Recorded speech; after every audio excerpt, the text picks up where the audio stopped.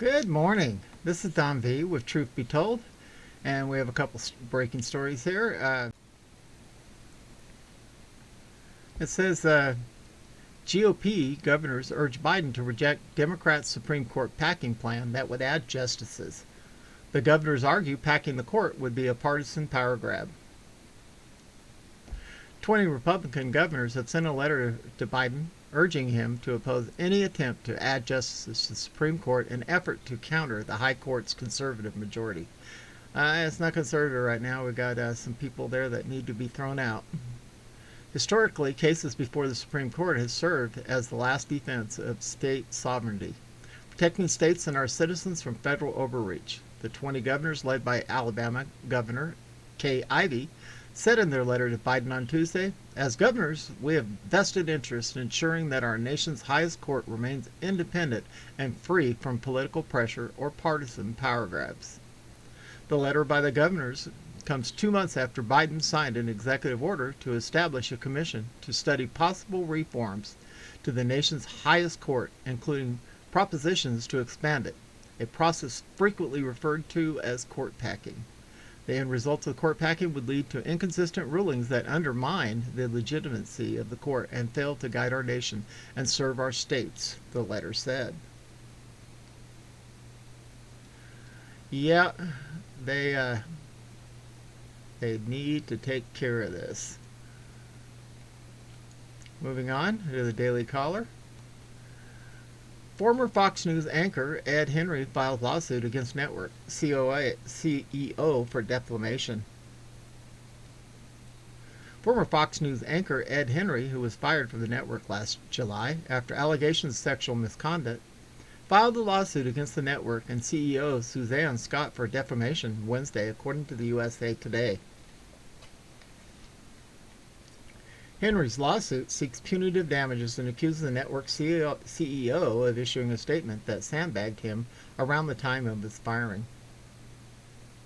On Thursday, June 25th, we received a complaint about Ed Henry's from a former employee's attorney involving willful sexual misconduct in the workplace years ago. The network wrote in an internal memo published on July 1st, 2020, "We immediately retained an outside law firm which has never represented Fox News in investigations or litigation to independently investigate the claims. Ed was suspended the same day and removed from his on-air responsibilities pending the investigation."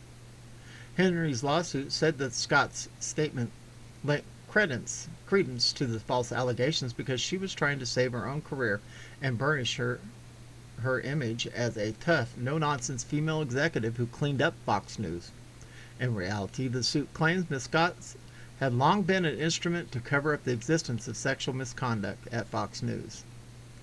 Fox News rejected Henry's claims in a statement on June 30th to USA Today.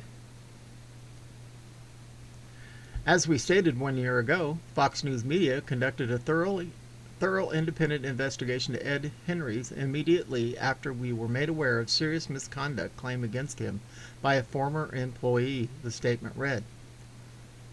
Based on the results of those findings, we promptly terminated Mr. Henry's employment for willful sexual misconduct and stand by the decision entirely. We're fully prepared to vigorously defend against these baseless allegations as Mr. Henry further embarrasses himself in a lawsuit rife with inaccuracies after driving his personal life into the ground with countless extramarital affairs and a desperate attempt for relevance and redemption, the Fox News statement concluded. In an additional statement, Fox addressed Scott's inclusion in the lawsuit. Under the leadership of CEO Suzanne Scott, Fox News Media has worked tirelessly to transform the company's culture, implementing annual and mandatory in-person harassment prevention training, and creating an entirely new report structure, more than tripling the size of our HR footprint, conducting quarterly company meetings and mentoring events, as well as executing a zero-tolerance policy regarding workplace misconduct for which we engage outside independent firms to handle investigations. No other company has enacted such a comprehensive and continuous overhaul which has notably earned Fox News media recognition as a great place to work for the first time in its existence, a testimony to the many cultural changes that Ms. Scott has instituted during her incredible successful tenure as CEO. Okay, last but not least, MSNBC publishes news report tonight, dated July 1st, reporting New York has indicted Trump organizations and CFO. Tonight, the far-left communist MSNBC released a report on 9 p.m. on June 30th that is dated July 1st that declares that President Trump's CFO and Trump Organization are indicted. The Trump Organization and its CFO, Alan Weisselberg, have been indicted by a New York grand jury, according to Washington Post reporter David Fahrenthold. Below is the MSNBC report showing their efforts to be first to report this story. What a sick organization. The far-left MSNBC reported that the Trump Organization has been indicted along with its CFO. The charges are made up of garbage along the same lines as the charges they indicted Paul Manafort for. It doesn't matter. The court is in New York, and no doubt that a far-left communist anti-American Obama judge will oversee the show trial. MSNBC was so happy they couldn't wait to report it. They thrive on show trials and anti-American propaganda, and they hate President Trump. Earlier today, we reported that the corrupt DOJ and their gang of attorneys in New York have spent over 5 years or more searching for crimes related to President Trump and his family and associates. They spent millions before his election and throughout his entire team to come up with any crime they could make up regarding the President of the United States. To this day, they still have nothing. The message is, if you stand up for America, you will be destroyed.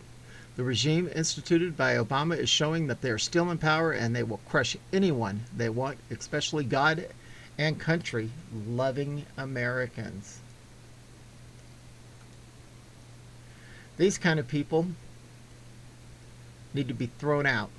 And we know, according to the prophets, Man of Grace, Timothy Dixon, Hank Kuhneman, there's a lot of changes coming. So just stay on your knees, keep in prayer, and that God, our Lord, God and King, is on the move. So just step back and watch. It's going to be biblical. This is Don V with Truth Be Told, and we are out of here.